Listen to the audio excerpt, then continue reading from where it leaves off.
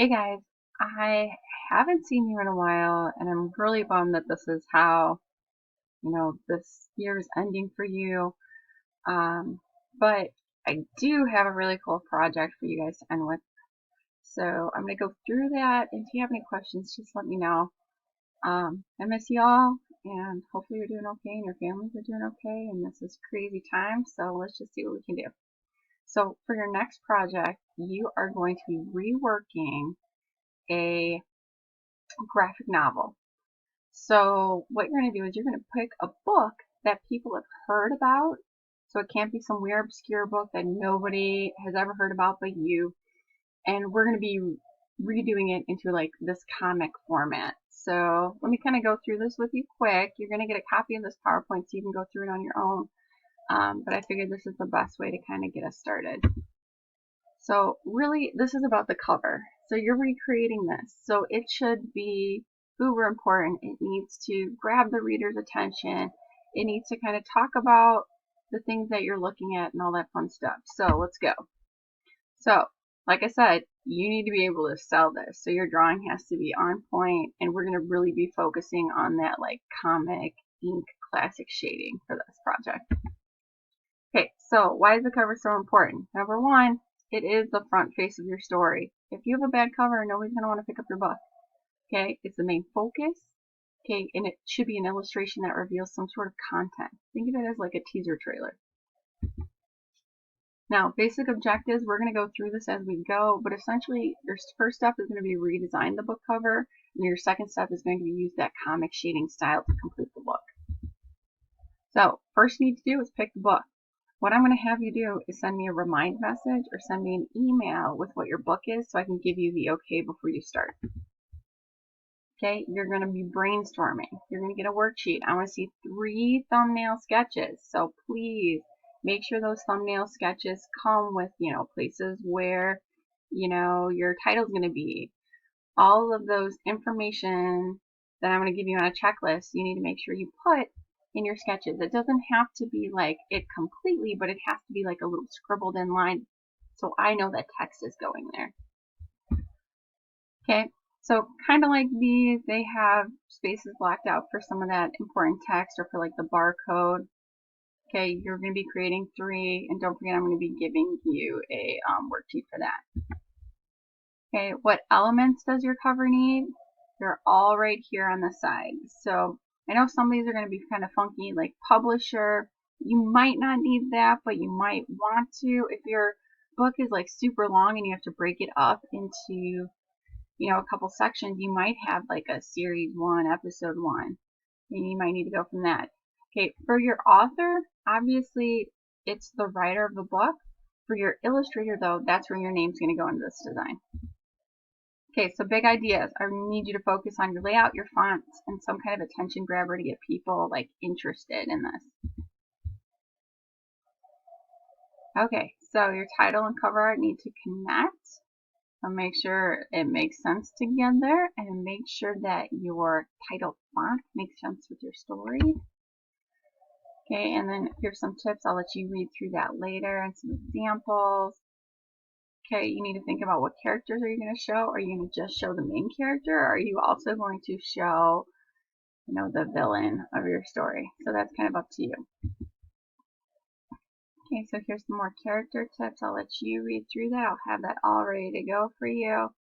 But really kind of stay away from things that would be offensive, because people aren't going to buy your art if they can't connect to it. Okay, think about your positioning of your characters. Think about it artistically. I gave you some examples. Like the classic villain versus hero layout, or eye contact, or making certain things oversized, or maybe pivotal points of the story. So I've got some examples there. Okay, those are pretty standard and some pretty serious cover art. Now, composing your characters for your comic cover. Really, I want you to think outside the box. Try to play with some of those dynamic angles. It isn't just about straight on, straightforward, straight ahead. Think about, low angles, or think about maybe making something look like it's moving. So here's just some more examples for you to kind of play with and kind of get figured out. Okay, incorporate color into your design. That's super important. Now, for us, it's going to be grayscale. So we're going to do black and white, and then you're going to be using shading techniques to create like a gray tone, but you're going to be using one or possibly two accent colors, but they shouldn't be the main focus of your design. So that's kind of what this slide says. Don't forget about the negative space. Some of that white is going to draw your attention in other places. I'm not saying you need tons of negative space, but a little negative space goes a long way. So here's just some of those. Now your comic needs to reflect kind of these styles more. So black, white, maybe one or two colors, but I really want that dramatic comic shading. So those blackout areas, your hatching or cross hatching. So here we go. We got some spot fills. Got some scumbling. It is also called scribbling sometimes, stippling, hatching, and cross hatching. So I really want you to play with those techniques. You're going to have to do a tutorial to show me that you know those techniques at one of your checkpoints. And we'll go through that shortly. Okay, so this is what your assignment breaks down to. So the first one, you're going to redesign. So you're going to pick the novel, let me know.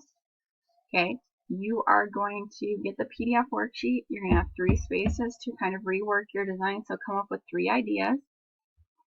Okay, you have the choice to do this digitally or to do it in pencil. I'm leaving it totally up to you. Just know that if you do it in pencil, you need to make sure you have maybe the markers I gave you in class, or pen, or Sharpie at home that you can complete this project with.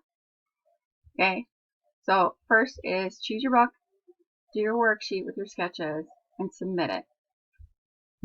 The second step, okay, wait, before we get there, here's just a few examples. Now, these aren't in the color scheme we're going with, but they are classic novels that have been reworked. So, there you go. Now, check-in 2, this is when you're going to be watching this video, okay, by Jazza. He's one of my favorite digital illustrators right now. He has his own YouTube channel. I really like watching him work. It's kind of relaxing. You are going to practice ink techniques, okay, to prove that you know the style that we're talking about. So what I'm going to do is I'm going to give you a few like blank, basically coloring worksheets, and I want you to use some of those techniques to fill it in the best you can. So identify your light source and then add your spot fill, your scumbling, your hatching, whatever it calls for. Okay, that's what you're going to be turning in for the second checkpoint. Okay, and then your final art draft is your third checkpoint. So you're going to pick one of your 3 designs, and I'll help you pick, and you're going to then start to ink it. Now, this checkpoint should be a completed, like drawn final with a little bit of ink in it. Okay, so if you want to just move straight into it, you can. If you want to draw it out and then send it to me to get some feedback, you can do that. It's just totally up to you. Now, I'm giving you a choice in size. These are some classic common sizes, so you're going to be able to pick which size you want to do your final in. So those are the sizes right there. Okay, everything should be penciled in. You should begin your ink work, and then you need to submit that for credit. As soon as I get that submitted, I'll shoot it back to you. That way you know you're working in the right direction, or if there's tweaks you need to make. Okay, and then your final submission. You need to scan or photograph your final cover and submit it to Schoology. 1, it must be in good light. Okay, I've been getting a lot of projects from you guys that are weird, skewed, they're not straight on. I can't see it very well. Okay, so you need to make sure 1, that you're in good light. 2, that it's straight on, so I'm not getting a weird, obscure angle of your drawing. Okay, scanning it would be the best scenario, but some of you might not have that option. So if you don't have that option, you really need to play with, how to take that picture. Are you going to crop it up and take it? Are you going to have like filler light and then take it above? And whatever works for you is totally fine with me. I just need a very good showing of that project. Now your final project, remember, needs to be inked completely using those comic book shading techniques. And it needs to have 1 to 2 color accents to kind of make it pop in certain places. You're also going to have a checklist that's going to have your rubric and reflection attached to it. So when you're all done, I will know you're finished when you turn in your final and this like checklist. Hopefully, if you have any questions, you'll shoot me an email. I'll be happy to answer them. This project gives you so much wiggle room and so much room to be creative, so I really want you to finish strong with this one. And we'll go from there. So if you guys have any questions, just let me know. I can't wait to see them. I can't wait to help you guys out. And then let me know, step one, the first thing you're going to do here starting today, let me know which book you choose and then begin working on those sketches. Okay, I will see you guys later.